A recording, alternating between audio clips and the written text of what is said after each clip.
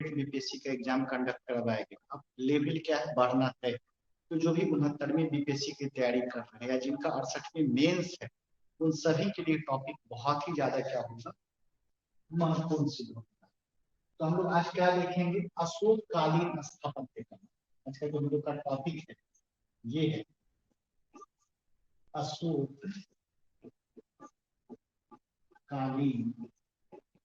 स्थापत्य कला।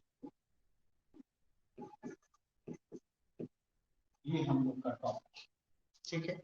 हम बताएं कि अशोक जो है वह क्या क्या चीज बनाया है, तो सबको पता होगा अशोक के द्वारा क्या क्या बनाया है। तो सबसे पहला स्तंभ बनाया है, जिसको हम लोग क्या कहते हैं, पिलर्स कहते हैं। दूसरा क्या बनाया गया, स्तूप बनाया गया। दूसरा क्या चीज बनाया गया, स्तूप बनाया गया। और तीसरा भी सबसे महत्वपूर्ण बनाया गया, ये गुफा बनाया गया। ये भी इसको कहते हैं, हम चर्चा कर चुके हैं। तो अशोक के द्वारा जो है तीन चीजों का बहुत ही ज्यादा निर्माण किया गया, जिसमें से स्तंभ है, स्तूप है और गुफा है। और इस तीनों के बारे में हम लोग को क्या करना है, अलग अलग पढ़ना है। जैसे लघु स्तंभ लेख पढ़ते होंगे, दीर्घ स्तंभ लेख पढ़ते होंगे, ये सारा कुछ अशोक से संबंधित क्वेश्चन पूछा जाता है। तो सारा कुछ देखेंगे। सारनाथ का स्तूप है, जिससे देखिएगा राष्ट्रीय चिन्ह लिया गया है देश का, उसकी क्या विशेषता है, वहीं से क्यों लिया गया है, ये सारा कुछ हम लोग क्या करेंगे, देखेंगे। तो अशोककालीन स्थापत्य कला में आर्किटेक्चर आर्किटेक्चर और अशोका अगर देखें, ये तीन तो पहले आपको नोट कीजिए, इसी के बारे में हम लोग क्या करेंगे, देखेंगे। इस तीनों को नोट करेंगे सभी लोग। गुड इवनिंग, स्वागत है बाबू। चलिए सभी लोग आ गए। एक बार सभी को ग्रुप में याद भी दिला दीजिए, या दोस्त मित्र हैं उनको भी बतला दीजिए। बहुत बहुत शुक्रिया। नोट कर लिए। चलिए अब आगे आते हैं। अब एक एक करके हम तीनों के बारे में देखेंगे। स्तंभ के बारे में भी देखेंगे, स्तूप के बारे में भी देखेंगे, और गुफा के बारे में भी हम लोग क्या करेंगे, देखेंगे। तो सबसे पहले हम किसके बारे में देखते हैं, स्तंभ के बारे में, पिलर्स के बारे में। देखिए अशोक स्तंभ का क्या सबसे बड़ा विशेषता रहा, याद रखिएगा। देखिए समझिए, जो भी बोल रहे हैं उसको पहले समझिए। जो स्तंभ है, यह पिलर जो है, ये दोनों के काल में बना है। चंद्रगुप्त मौर्य के काल में, देखिएगा स्तंभ है, यह किसके काल में भी बनाया गया, चंद्रगुप्त मौर्य के काल में भी बनाया गया। और जो स्तंभ है यह क्या किया, अशोक के काल में भी क्या हुआ है, यानी कि चंद्रगुप्त मौर्य भी स्तंभ बनाए और अशोक भी क्या किए हैं, स्तंभ बनाए। लेकिन चंद्रगुप्त मौर्य के स्तंभ और अशोक के स्तंभ में क्या अंतर है। तो चंद्रगुप्त मौर्य जो स्तंभ बनाए, जो पिलर बनाए, वो लकड़ी का था। याद कीजिए, तो हम कल बतला रहे थे कि चंद्रगुप्त मौर्य का जो सभा भवन था, उसमें 80 स्तंभों का उपयोग किया गया था, 80 पिलर्स का क्या किया गया था, उपयोग किया गया था। यहाँ तक कि पाटलिपुत्र के फोर्टिफिकेशन में, पाटलिपुत्र के दुर्गीकरण में भी स्तंभों का उपयोग किया गया था, और उस स्तंभ को मिलाकर एक दीवार बनाया गया था, जिसको परकोटा कहा जाता था। लेकिन अशोक के काल का जो स्तंभ है वह किसका निर्मित था, आपको पत्थर का क्या था, निर्मित था। तो याद रखेंगे, चंद्रगुप्त काल के स्तंभ और अशोक के स्तंभ में क्या अंतर है। तो अशोक का स्तंभ जहां पत्थर से निर्मित था, चंद्रगुप्त मौर्य का जो स्तंभ थे वह किससे निर्मित था, लकड़ी से। यानी कि इसका जो स्तंभ है, चंद्रगुप्त मौर्य के काल का जो स्तंभ है, यह किससे निर्मित था, लकड़ी से निर्मित। अब ये ऐसे नहीं समझ जाइएगा कि अच्छा चंद्रगुप्त मौर्य लकड़ी से निर्मित है। चंद्रगुप्त मौर्य के द्वारा स्तंभ जो बनाया गया, यह स्तंभ किससे बना हुआ था, लकड़ी से बना हुआ, यानी कि वुडन पिलर्स था। यह किससे निर्मित था, लकड़ी से निर्मित था। जबकि अशोक का जो स्तंभ है, अशोक का जो स्तंभ है, यह किससे निर्मित था, प्रस्तर से, चट्टान से, रॉक से। किससे निर्मित था, प्रस्तर। प्रस्तर मतलब पत्थर हो गया है, तो अशोक का जो स्तंभ है यह किससे निर्मित था? पत्थर से निर्मित था। तो अगर पीटी में क्वेश्चन दे दे कि अशोक और चंद्रगुप्त मौर्य के स्तंभ में क्या अंतर है, तो पहला स्तंभ तो हम पहला अंतर तो हम लोग ये लिख लेंगे। नोट कीजिए बाबू, इसको नोट करेंगे। और भी जो दोस्त मित्र है सबको बुला के लाइए भाई। देखिए सड़क उड़क पे कोई मिल जाए तो उसको पकड़ के बैठा लीजिए।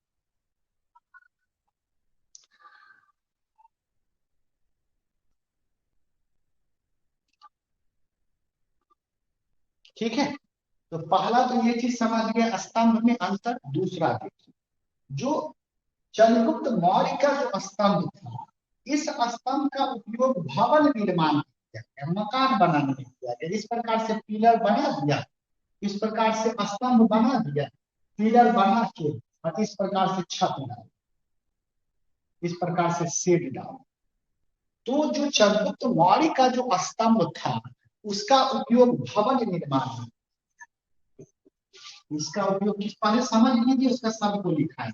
इसका उपयोग किसमें किया गया है? भवन निर्माण। ठीक है, आप अपने घर में भी या गांव में भी जाइएगा तो देखिएगा लोग पिलर डाल देते हैं, और पिलर के ऊपर से मकान छत डालते हैं।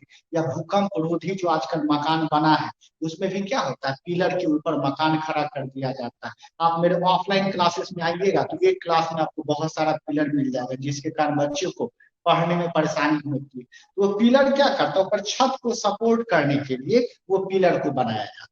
ठीक है, तो चंद्रगुप्त मौर्य जो भी पिलर बनाए, उसका मेन मकसद था बिल्डिंग बनाना या घेराबंदी करना, सुरक्षा करना। यानी कि यह जो पिलर था यह स्वतंत्र पिलर नहीं था, इंडिपेंडेंट पिलर जो नहीं था, या किसी न किसी उद्देश्य से छत को रोकने के लिए या घेराबंदी के लिए इसका उपयोग किया जाता था। लेकिन अशोक का स्तंभ क्या है, कोई खेत है, विरान जगह है, वहां पर केवल अशोक का एक स्तंभ है। तो ये स्तंभ आपका क्या था? स्वतंत्र स्तंभ, जिसको इंडिपेंडेंट पिलर था। यह क्या था? स्वतंत्र स्तंभ था, जिसको हम लोग क्या कहते हैं? इंडिपेंडेंट पिलर था। तो दूसरा अंतर हम लोग समझे कि जहां पर चंद्रगुप्त मौर्य के स्तंभ का उपयोग जो है भवन निर्माण के लिए किया गया है, अशोक के स्तंभ जो है वह स्वतंत्र था। इसका किसी भवन निर्माण के लिए या छत निर्माण के लिए इसका उपयोग नहीं किया गया। तो अगर पूछ दे कि क्या अशोक के काल से ही स्तंभ का प्रचलन है, तो बोलेंगे नहीं, स्तंभ का प्रचलन आपको इससे पहले से भी है। यहाँ तक कि चंद्रगुप्त मौर्य भी स्तंभ का उपयोग किए थे। लेकिन चंद्रगुप्त मौर्य और अशोक के स्तंभ में क्या अंतर रहा? तो जहां चंद्रगुप्त मौर्य का जो स्तंभ था वह लकड़ी से निर्मित था, अशोक का स्तंभ जो है वह पत्थर से, प्रस्तर से निर्मित था। जो पढ़ाएंगे यही रटवा के भेजेंगे बाबू, बाहर रिवीजन करने की कहीं जरूरत नहीं पड़ेगी, अगर आप मेरी बातों को गौर से सुन ले रहे हैं। दूसरा हम बताएं कि जहां पर चंद्रगुप्त मौर्य के स्तंभ का उपयोग मकान बनाने के लिए किया जाता था, भवन निर्माण के लिए किया जाता था, अशोक का स्तंभ जो होता था वह स्वतंत्र था। और आपको पता भी होगा कि इस स्तंभ का उपयोग किस चीज के लिए किया गया था। तो अशोक जो है अपना धर्म चला रहा था, जिसको क्या कहा जाता है? अशोक धर्म कहा जाता है। उसके प्रसार प्रचार के लिए, अशोक धर्म के प्रचार प्रसार के लिए वह क्या किया था? स्तंभ का निर्माण किया। इस स्तंभ पर कुछ क्या था? लिखा हुआ था। जैसे आज हम नोट्स देते हैं ना, तो उस समय हम रहते अगर अशोक के टाइम में, तो जगह जगह पर स्तंभ गड़वा देते। ये पॉलिटी का स्तंभ, या हिस्ट्री का स्तंभ, या साइंस एंड टेक का स्तंभ। और बच्चा सब क्या करता? स्तंभ पे चढ़ चढ़ के क्या करता? नोट करता। ठीक है, तो ये चीज हो जाता। तो ऑनलाइन की जगह ऑन पिलर वाला पढ़ाई वहां पर हो जाता है। यहां तक कोई डाउट है समझने में बाबू? यहां तक कोई डाउट है समझने में? भारी लग रहा है? सबको जगाइए, जो बच्चा सोया हुआ है सबको जगा के उठा के लाइए। बहुत लोग तो सो के आए उठ के, लेकिन और भी जो है उनको भी लाइए बुला के। चलिए, अब आगे आते हैं। अब आगे हम लोग देखते हैं, पहले समझिए। तो पहले ये लिखते हैं, पहले हम क्या करते हैं? लिखते हैं। तो लिखिएगा, चंद्रगुप्त मौर्य का काल, चंद्रगुप्त मौर्य के काल तथा अशोक के काल के दौरान, स्तंभ में अंतर, चंद्रगुप्त मौर्य के काल तथा अशोक के काल के स्तंभ में अंतर, क्या अंतर है? तो पहला अंतर तो आप लोग खुद बुझदार रहेंगे, आप लोग को पता होगा। पहला तो क्या था, चंद्रगुप्त मौर्य के काल के दौरान स्तंभ, चंद्रगुप्त मौर्य के काल के दौरान स्तंभ लकड़ी से निर्मित, चंद्रगुप्त मौर्य के काल के दौरान स्तंभ लकड़ी से निर्मित थे, जबकि अशोक के काल के दौरान का स्तंभ, जबकि अशोक के काल के दौरान का स्तंभ पत्थर से निर्मित था। अशोक के काल के दौरान का स्तंभ पत्थर से निर्मित था। तो पहला तो अंतर ये हो गया, एकदम पॉइंट बाय पॉइंट तोड़ के पढ़ना। दूसरा अंतर क्या रहा कि चंद्रगुप्त मौर्य के काल का जो स्तंभ था उसका निर्माण भवन निर्माण के लिए किया गया, यानी कि वो जो स्तंभ था वह स्वतंत्र नहीं था, इंडिपेंडेंट नहीं था, किसी न किसी भवन से जुड़ा हुआ था, महल से जुड़ा हुआ था। लेकिन जो अशोक का स्तंभ है वो स्वतंत्र था, किसी खुला जगह पर एक स्तंभ वह क्या किया, खड़ा कर दिया था। तो लिखिएगा, चंद्रगुप्त मौर्य के काल के दौरान का स्तंभ, चंद्रगुप्त मौर्य के काल के दौरान का स्तंभ का उपयोग, चंद्रगुप्त मौर्य के काल के दौरान के स्तंभ का उपयोग भवन में किया जाता, जबकि अशोक का स्तंभ स्वतंत्र, जबकि अशोक का स्तंभ स्वतंत्र था। स्वतंत्र कहने का मतलब कहीं भी इसको बना दिया गया। तो ये हमारा एक ब्रीफ परिचय था किसके बीच, अशोक और चंद्रगुप्त मौर्य के इसके बीच। यहाँ तक उम्मीद करते हैं कहीं डाउट नहीं, और हम वादा करते हैं यहाँ से याद करके ही जाइएगा। अगर याद करना पड़ जाए तो फिर अरोमा क्लासेस में पढ़ना बेकार है। अब हम लोग देखते हैं अशोक का स्तंभ के बारे में। बहुत लोग गए होंगे, अगर नहीं गए हैं तो आपके आसपास वैशाली है, राजगीर है, वहां आप क्या कर सकते हैं, जा सकते हैं। आज हम किसके बारे में देखेंगे, अशोक का स्तंभ, अशोक के स्तंभ के बारे में हम लोग चर्चा करें। ठीक है, पहला देखिए अशोक के स्तंभ और अन्य स्तंभ में क्या अंतर है। देखिए अन्य जो स्तंभ है, आपने घर सब में भी स्तंभ देखते होंगे, तो इस प्रकार से सीधा देखते, एकदम ऊपर से नीचे तक मोटाई जो है लगभग समान।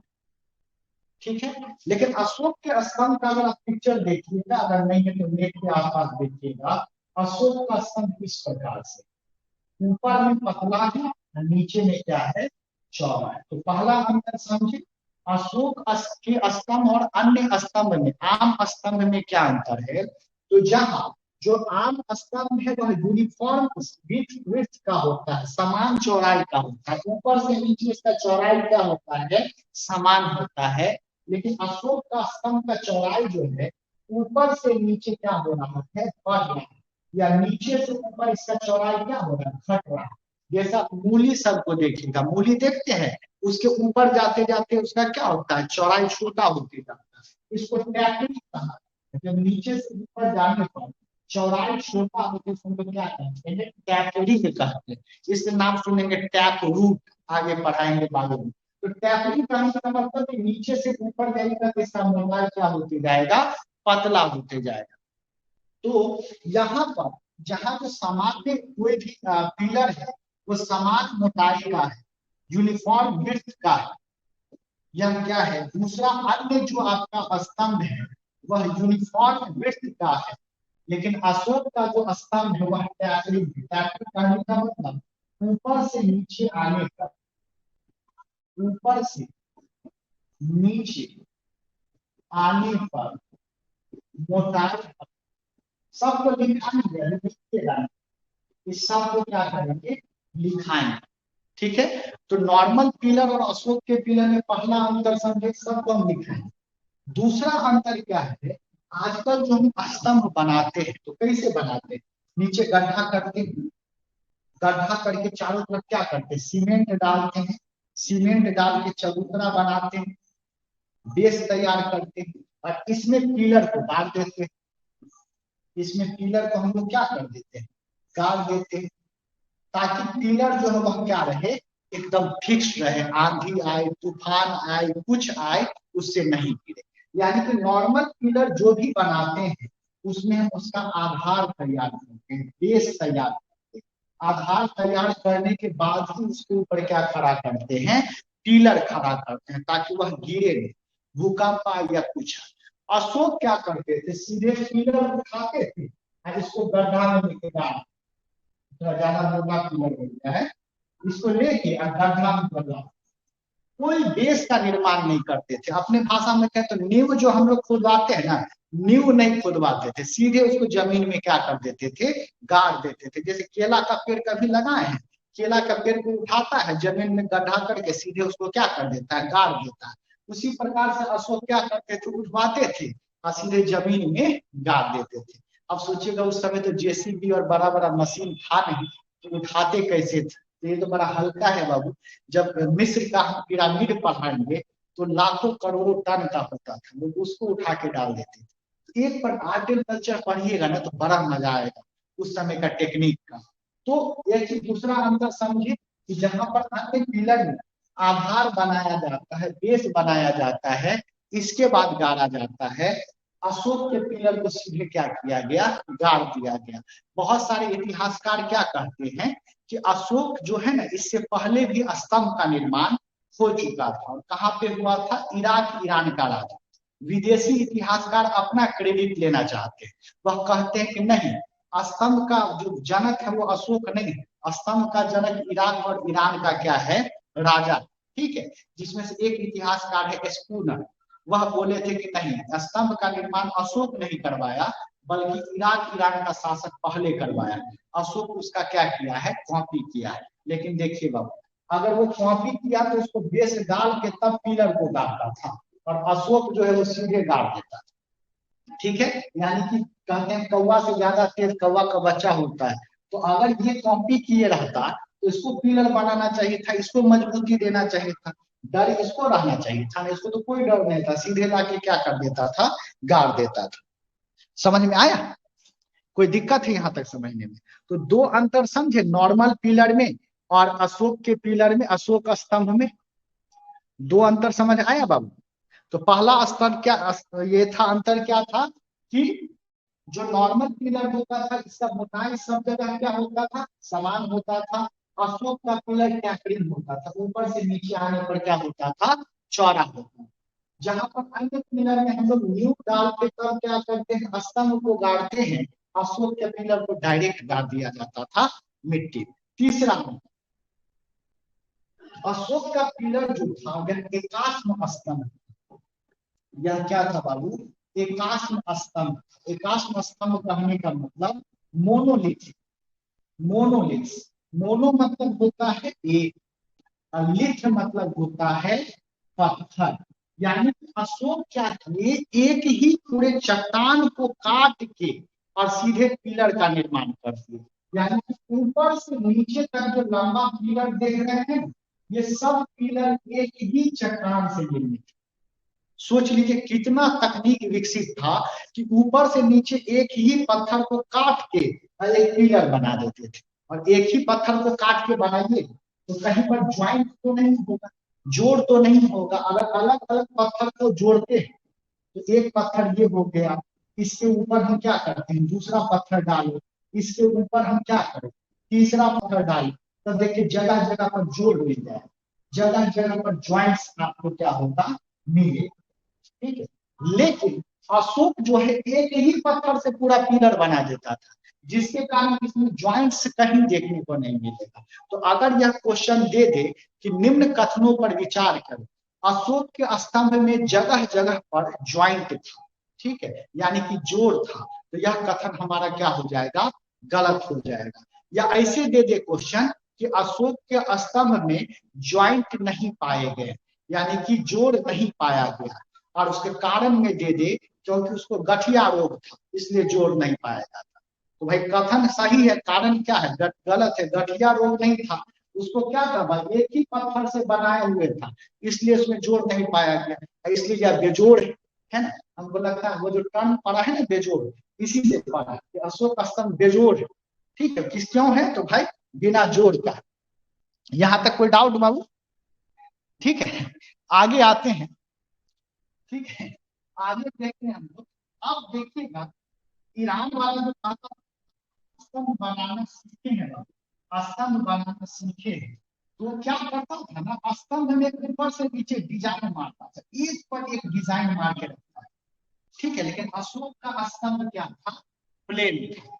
ईरान का पिलर अगर देखिएगा, उस पूरे पिलर में डिजाइन मारा, लेकिन अशोक का स्तंभ क्या था, प्लेन था। रीजन क्या है, तो देखिए इसके जगह जगह पर पिलर पर क्या था, ज्वाइंट्स था, जोड़ था। उस जोड़ को छुपाने के लिए क्या किया गया था, डिजाइन बना दिया था, ताकि लोग को जोड़ पता ही नहीं चले, ज्वाइंट पता ही नहीं चले। अशोक का पिलर जो था बिना जोड़ का था, इससे कोई डिजाइन नहीं बना। फेशियल और मसाज कौन करवाते हैं, जिसका नेचुरल ब्यूटी नहीं रहता। हम लोग का क्या है, नेचुरल ब्यूटी है, कोई लेपा पोती नहीं करते, ना तो आईब्रो बनाते हैं, ना तो चुड़की बनाते हैं, चुड़की तो है भी नहीं, और सीधे आ जाते हैं, क्योंकि कोई करवाने की जरूरत नहीं है। लेकिन बहुत लोग देखिएगा जाके ब्लीच करवाएगा, फेशियल करवाएगा, मसाज करवाएगा, है ना, क्या है वही जो गलतियां हैं इसको छुपाने की। तो ईरान ईरान के पिलर में जो है, जो करवाते हैं हम लोग, बुरा नहीं मानिएगा, दिल पे नहीं लीजिएगा, समझाने के लिए बोल रहे हैं, हम भी कभी कभी पैसा होता है तो चले ही जाते हैं। तो आप कल कहीं चमके तो इन्हें समझ जाएगा हम भी जाके जोड़ को छुपाया। तो जो स्तंभ है, इसमें जोड़ को छुपाने के लिए क्या किया जाता था, डिजाइन बना दिया जाता था। लेकिन अशोक के स्तंभ जो है पूरा क्या है, प्लेन। तो क्या क्या अंतर बताए, पहला तो अंतर बताए, जहां पर अन्य स्तंभ का मोटाई ऊपर से नीचे तक क्या होता था, समान होता था, अशोक का स्तंभ ऊपर से नीचे इसका मोटाई क्या हो रहा है, बढ़ रहा है, इसको टैपरिंग कहा जाता है। दूसरा हम बताते हैं जहां पर अन्य स्तंभ में आधार का उपयोग किया गया है, बेस का उपयोग किया गया है, यह क्या है, बेसलेस है। ठीक है, इसमें बेस है ही नहीं। तीसरा बताए कि चूंकि अशोक का स्तंभ एक ही पिन मतलब चट्टान से बना है, ठीक है, इसलिए यह चिकना है और क्या है आपका, बिना जोड़ का है। लेकिन यह क्या है, अन्य पिलर में क्या किया गया है, आपको जोड़ के बनाया गया है। ठीक है, ये सारा कुछ अशोक का। और एक चीज और जानिएगा, कल हम जो चर्चा कर रहे थे, इस स्तंभ को खूबसूरत बनाने के लिए इस पर पॉलिश मारा जाता था, पॉलिश से चमकाया जाता था। उस पॉलिश को क्या कहते थे, ओक कहा जाता। ठीक है, जैसे देखिएगा आजकल मूर्ति लोग बनाते हैं ना, तो उसके ऊपर पॉलिश लगा देते हैं, जो एकदम चकाचक क्या होते रहता है, चमकने लगता है। या कभी कभी आप जाइएगा चेयर खरीदने या सोफा खरीदने, तो आपको देने से पहले क्या करता है, उस पर पॉलिश मार के क्या करता है, चमका देता है। तो उस समय पत्थर पर पॉलिश मारा जाता था, उस पॉलिश को ओक कहते थे। और बाबू याद रखिए, अशोक कब थे, उस समय से लेके आज तक वो पॉलिश चमकदार है। तो इतिहासकार और जो वैज्ञानिक है ताजुब करते हैं कि भैया कौन पॉलिश मारा कि हजारों वर्ष पहले अशोक मार के गया और आज तक चलता है। नहीं तो यहाँ तो लोग 15 दिन ब्लीच और मसाज नहीं चल पाता है, 15 दिन मुंह पर पॉलिश मरवाइए, 16वां दिन फिर जाना पड़े। अगर ये सब विकसित रहता तो हम लोग लगा लेते पूरा, वो पत्थर वाला मुंह में रगड़ के आते, हम चकाचक चमकते रहते, है ना। लेकिन दुर्भाग्यवश है कि ये कला कौन ले गया पता ही नहीं चला। अभी भी इतिहासकार और वैज्ञानिक खोज रहे हैं कि पॉलिश बनाने वाला गया, हम भी खोज रहे हैं। शादी उदी से पहले मिल जाए तो लगा उगा के चले जाएंगे। तो याद रखिएगा कि कितना विकसित पॉलिश था कि उस समय जो लगाया गया आज भी चमक रहा है। ठीक है, तो यह जो अशोक का जो पिलर था, स्तंभ था, वो पॉलिशदार था। जिस पॉलिश का उपयोग किया गया इसको ओप कहा जाता है। और दुर्भाग्यपूर्ण है इस ओप का लोप हो चुका है। अभी तक अब पता ही नहीं चला कि इसमें क्या चीज का उपयोग किए हैं। ठीक है बाबू, यहां तक कोई डाउट समझने में? मजा आ रहा है आर्ट एंड कल्चर में? कहीं रटना नहीं है, सब मजेदार कहानी है बाबू, A to Z। लैक में 9 to 5 तो 5 तक न रहेगा बाबू, 9 बजे से 5 बजे तक। लेकिन जो 5:15 में क्लास आता है तो उसमें तो फिर से हम वैसा ही बन जाएंगे। लैक में अगर 9 से 6:15 तक रहे ना तो वो वाला चलेगा। तो ऐसा कोई फ्री है तो बताइए कि सुबह 9 से 6:15 तक चलने वाला। ठीक है, तो ये हमारा हो गया पिलर का। अब पिलर में किस पदार्थ का उपयोग किया गया है, ठीक है, किस मेटेरियल्स का उपयोग किए हैं ये हम, पिलर में किस पदार्थ का उपयोग किया है, मेटेरियल्स का उपयोग किया है, सब पूछता है। तो याद रखिएगा अशोक का जो स्तंभ है ना, अगर देखिएगा यह बना हुआ है बालू का पत्थर से, सैंडस्टोन से। सैंडस्टोन से अशोक का जो स्तंभ बनाया गया है यह बालू का पत्थर से बनाया गया। इसलिए यह पिलर को छुइएगा ना तो बड़ा मुलायम दिखिएगा, प्रतीत होता है। क्योंकि बालू का पत्थर क्या होता है, सॉफ्ट होता है। सैंडस्टोन एक सेडिमेंट्री रॉक है, अवसादी चट्टान है। ठीक है, इसलिए यह मुलायम होता है। आप कभी लाल किला गए होंगे, उसके दीवार को छू के देखिएगा, बड़ा मुलायम। इसी प्रकार से आप जाइएगा बौद्ध गया जाइए, राजगीर जाइए, खासकर वैशाली जाइएगा, वहां यहाँ या आप चले जाइए वैशाली, चले जाइए वैशाली में आप देखिएगा उसके स्तंभ को छू के कहीं देखिए, देखिएगा बड़ा सॉफ्ट, बड़ा मुलायम प्रतीत होगा। ऐसा कभी कभी छुआ भी कीजिए। आप जाके सिर्फ सेल्फी ले रहे हैं, इससे नहीं होता। आप पढ़ के आप जाइएगा ना तो आप कुछ सीखिएगा, आप वहां पे टच करके देखिएगा, छू के देखिएगा, अच्छा सर बताए थे कि यह मुलायम है, ठीक है, और बालू का पत्थर से। तो अशोक जो है किस पदार्थ से बनाया है, अशोक किसका बनाया, सैंड स्टोन का बनाया, बालू का पत्थर से बनाया। मैक्सिमम जब ऊपर रेड सैंड स्टोन, लाल बालूका का पत्थर का उपयोग किया है। और ये बालूका पत्थर कहाँ से लाया जाता था, यह भी क्वेश्चन यूपीएससी का पूछा हुआ है। तो यह बालूका पत्थर कहाँ से लाया जाता था, चुनार से। चुनार कहाँ पर है, तो मिर्जापुर याद है, जहां से इंडियन स्टैंडर्ड टाइम गुजरता है। इलाहाबाद का जो नैनी मिर्जापुर का जो क्षेत्र है, वहीं पर चुनार नामक जगह है। वहीं से लाल बालू का पत्थर लोग लाते थे पाटलिपुत्र में, और यहीं पर क्या करते थे, पिलर का निर्माण करते थे। जैसे याद रखिएगा कि ताजमहल में जो श्वेत संगमरमर का उपयोग किया गया, इराक ईरान से तो लाया ही गया, साथ साथ जो मकरान माइंस है राजस्थान में, वहां से भी श्वेत संगमरमर को लाया गया था। 22 साल क्यों लगा बाबा बनाने में? सोचिए, राजस्थान, इराक, ईरान से बैलगाड़ी से लोग संगमरमर ढो के लाते थे और तब ताजमहल में लगाते थे। तो जाहिर सी बात है 22 साल लगेगा। उसी तरह अशोक जो है अपने स्तंभ के निर्माण में जो बालू का पत्थर लाते थे वह चुनार से लाते थे। ठीक है, और आप अगर करेंट अफेयर्स बाबू पढ़ रहे होंगे तो आपको इस बात की जान की खुशी होगी कि चुनार जो जगह है वहां के बालू का पत्थर को जीआई टैग मिला हुआ है। अगर करेंट अफेयर्स पढ़ेंगे तो यूपीपीएससी दीजिए या बीपीएससी में भी पूछ सकता है कि उत्तर प्रदेश के चुनार नामक स्थान से किस मेटेरियल को, किस पदार्थ को जीआई टैग दिया गया है, तो सैंड स्टोन को दिया गया है। ठीक है, यहाँ तक कोई डाउट है बाबू? यहाँ तक कोई डाउट है समझने में? चुनार राजस्थान वाला अलग है बाबू, ये मिर्जापुर वाला है। ये कहाँ वाला है, मिर्जापुर वाला।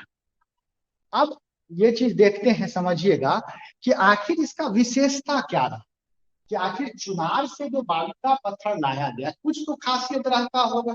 तभी तो लोग, जैसे दार्जिलिंग से चाय पत्ती हम लाते हैं तो कुछ ना खासियत होता है ना, कड़क चाय बनता है, इसलिए बंगाल से रसगुल्ला लाते हैं वही स्वादिष्ट होता है इसलिए।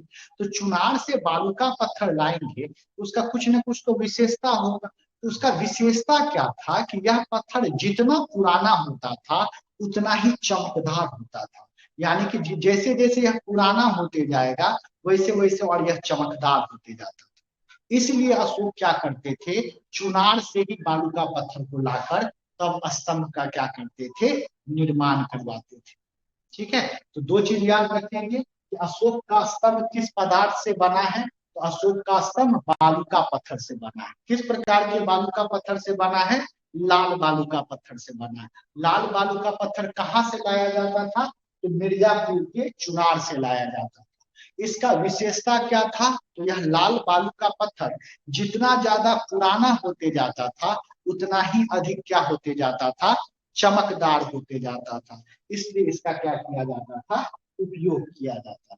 तो जितना समझाए हैं बाबू, पहले उसको हम क्या करते हैं, लिखा देते। लिखिएगा, अशोक के स्तंभ में, अशोक के स्तंभ में उपयोग किया जाने वाला पदार्थ, अशोक के स्तंभ में उपयोग किया जाने वाला पदार्थ बालू का पत्थर। अशोक के स्तंभ में उपयोग किया जाने वाला पदार्थ बालू का पत्थर था। बालू का पत्थर को, बालू का पत्थर को चुनार से लाया जाता, बालू का पत्थर को चुनार से लाया जाता था। चुनार का बालू का पत्थर, चुनार के बालू का पत्थर का उच्च गुणवत्ता होता है। चुनार के बालू का पत्थर का उच्च गुणवत्ता होता है। यह वक्त के साथ, यह वक्त के साथ अधिक चमकीला हो जाता, यह वक्त के साथ अधिक चमकीला हो जाता है। ठीक है, अगला लिखेंगे,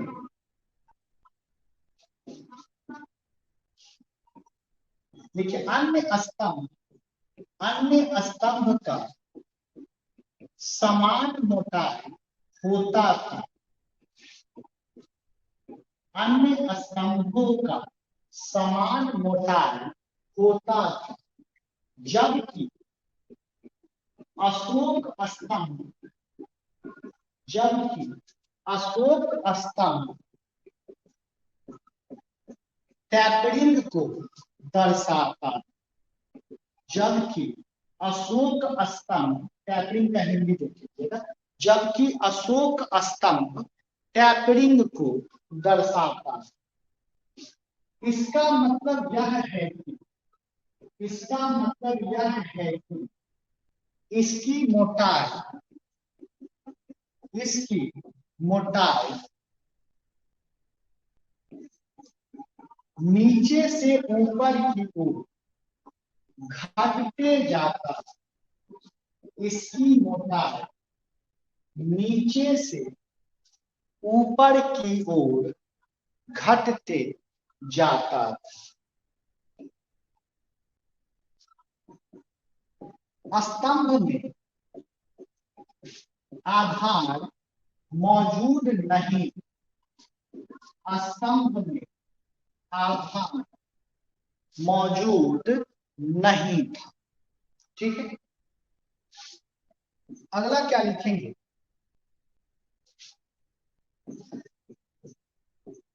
स्तंभ एक एकाश्म स्तंभ,